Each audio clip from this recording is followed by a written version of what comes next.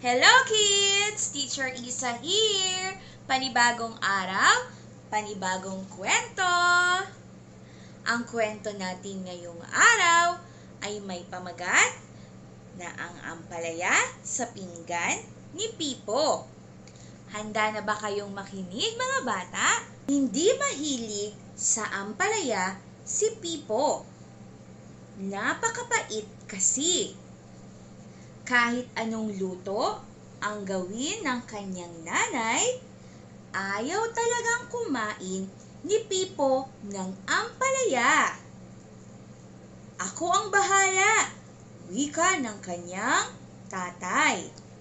Nagluto ang tatay ni Pipo ng ampalaya con carne.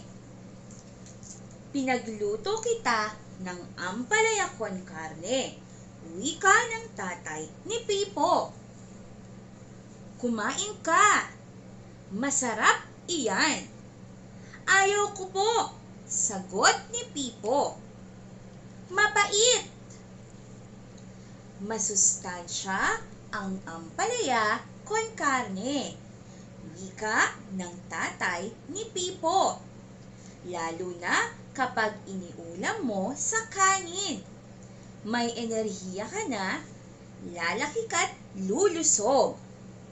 Ayaw ko po, sagot ni Pipo. Mapait. May panghimagas na akong inihanda para sa iyo, wika ng tatay ni Pipo.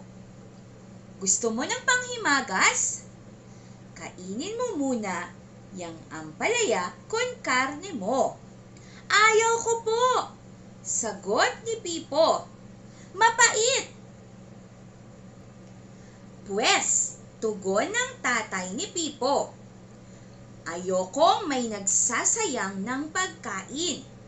Hindi ka aalis ng hapagkainan hanggat hindi mo nauubos ang pagkain sa iyong pinggan.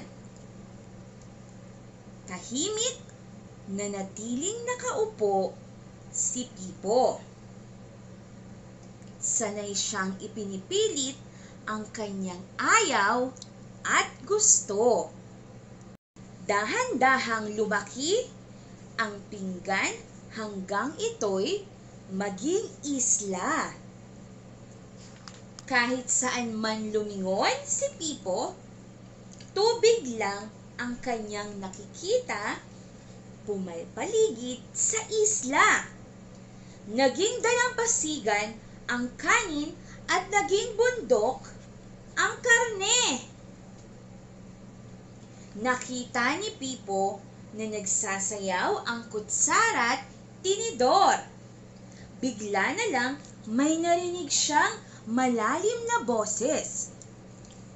Kung hindi ka kakain, kakainin kita. Paglingon ni Pipo, may nakita siyang dambuhala na gawa sa ampalaya. Wika ulit ng dambuhala, kung hindi ka kakain, kakainin kita. Natakot si Pipo at nagsimula siyang tumakbo. Hinabol siya ng dambuhalang ampalaya.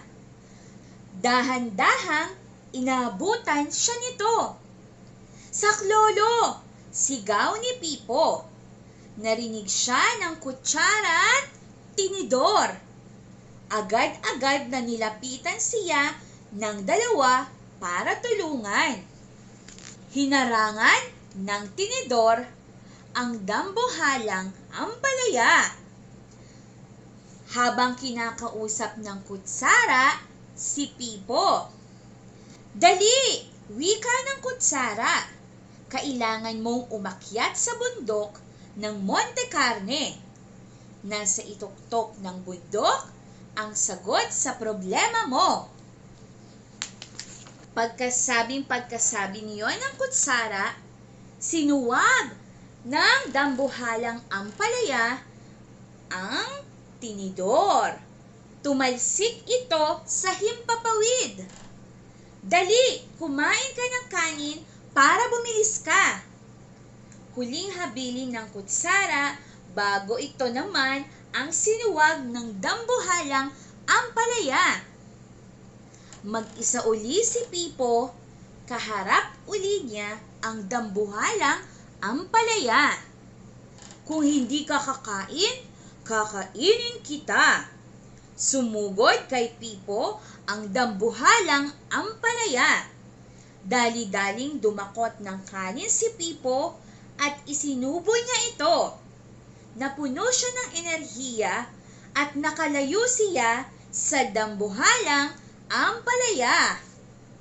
Nagtagal, narating ni Pipo ang bundok ng Monte Carne. Napakataas pala nito. Hindi makita ni Pipo ang ituktok ng bundok mula sa paanan. Natanaw niya mula sa himpapawid na palapit ang dambuhalang ampalaya. Kailangan mong umakyat ng bundok, naisip ni Pipo. Ngunit napakaliit niya. Sinubukan ni Pipo na kumain ng kaunting karne. Lumaki siya ng kaunti. Kumain pa siya ng kaunti.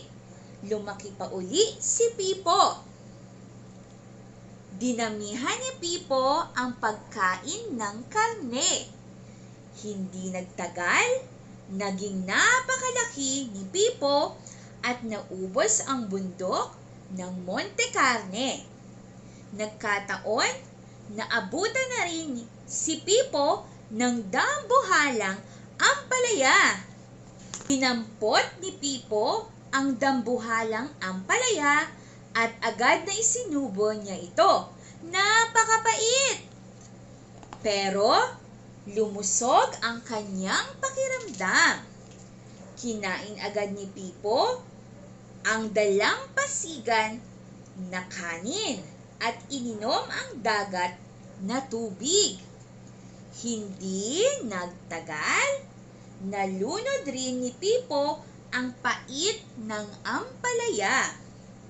Dahan-dahang lumiit ang isla hanggang ito'y maging pinggan na walang laman.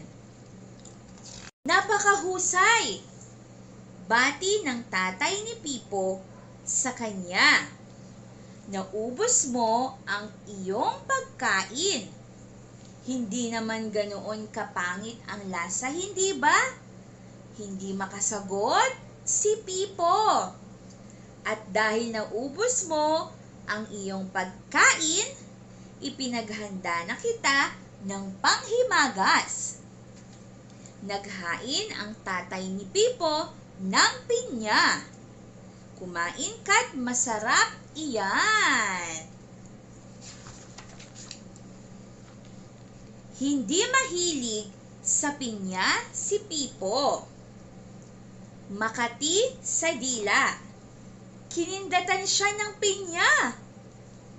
Dito na nga nagtatapos ang ating kwento na may pamagat na ang ampalaya sa pinggan ni Pipo. Sana'y nagustuhan ninyo ang ating kwento. Paalam!